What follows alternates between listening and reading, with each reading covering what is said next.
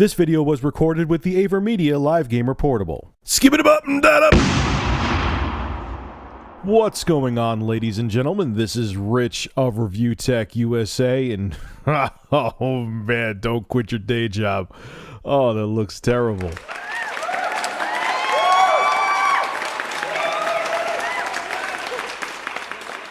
So Microsoft is at it again. Don Mattrick, ever since the Xbox One was announced and the price was announced, he has been wholeheartedly defending their choice for making the Xbox One $499, saying it offers thousands of dollars of value, and what you're getting with the system makes it, it's actually a bargain. It's a steal at $499. But is it really? Really? Now, I've talked about the specs before. I'm not going to go into great detail, but they keep on swearing that they're giving you a ton of value for the dollar. But is the PS4 really that far behind? If not behind at all, it's actually ahead in the technical specs department, in the tech specs department. Both systems are going to have 8-core CPUs made by AMD. Both are going to have 8 gigs of RAM, but beyond that, that's pretty much where now the PS4 kind of jumps ahead in terms of hardware capabilities. Now, the graphics processor in both the Xbox One and PS4 are made by AMD, but it doesn't mean it's the same exact chip.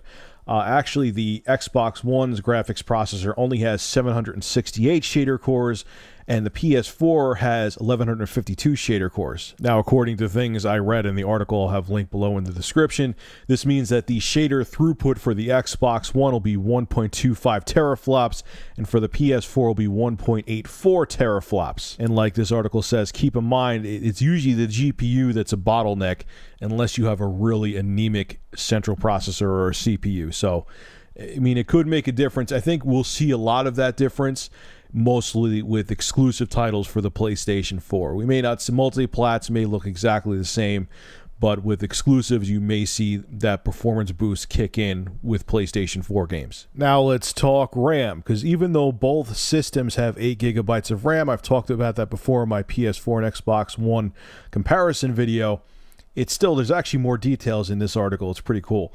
Now, both systems have 8 gigabytes of RAM, like I just said, but the Xbox One uses 8 gigabytes of 2133 megahertz DDR3 memory. The PS4, almost said Xbox One again, uses GDDR5 at 5500 megahertz. Now, the Xbox One, they say that their trick up their sleeve to get around the slower DDR3 memory they're using is that the GPU has ESRAM, 32 megabytes of ESRAM, embedded on it. Okay. I'm hearing that helps, that boosts the throughput and performance a lot, but at the same time, it still has to go through that slower DDR3 memory, so that could be a bottleneck. So is that ESRAM really going to make up for the slower DDR3 memory? It's just kind of, I'm not an engineer and I'm not a programmer.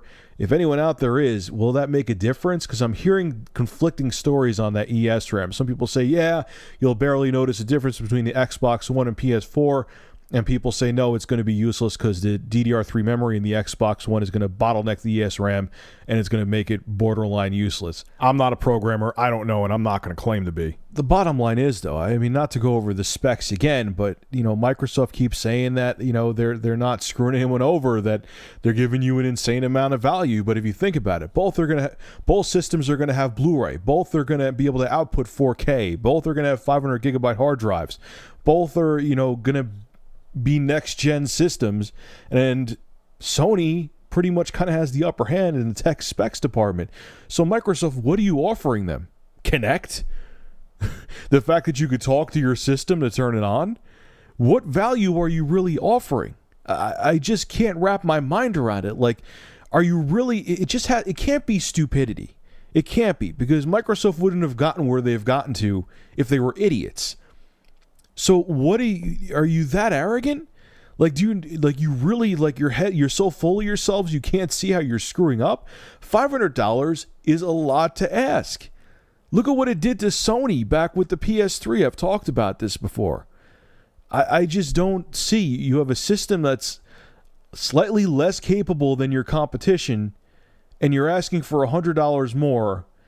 Oh, I'm sorry, because you're an all-in-one entertainment device like the PS4 is not going to be. Give me a break.